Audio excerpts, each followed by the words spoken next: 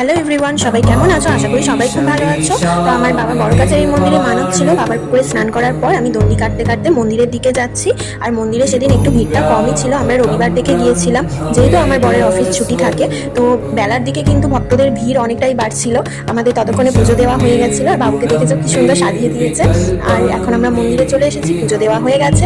আর হরির লুট দিচ্ছি এখন আমি আর আমার বাবা মিলে। আর মা এখানে দাঁড়িয়ে আছে বাবুর কাছে, অনেকেই সখী নিয়ে আসছে, গোপাল নিয়ে আসছে, বেশ দেখতেও ভালো লাগে। তো খালি মনে হয় যে আবার কবে যাব মন্দিরে বাবার কাছে পুজো দিতে।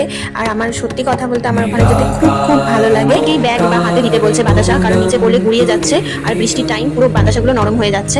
আমরাও যতবার গেছি এরকম যারা হরিণ লুট দেয় আমরাও বাতাসা কুড়িয়ে নিয়েছি। আমার খুব ভালো লাগে এরকম বাতাসা। পুজো দেওয়ার পর বাবার প্রসাদ মুখে দিয়ে আমরা একটু খাবারের দোকানে চলে গিয়েছিলাম। কচুরি, আলুর দম, ঘুগনি, ছেঁড়া পরোটা, তেলে ভাজা, মিষ্টি এইসব খেয়েছি। আর তারপরে মেয়ের জন্য বাবা খেলনা কিনে দিয়েছে। জয় বাবা বড়কাচারি জয়। যারা বাবা বড়কাচারি মন্দিরে গেছে তাদের কেমন লাগে বাবার মন্দিরে যেতে, তো সবাই আমায় কমেন্ট বক্সে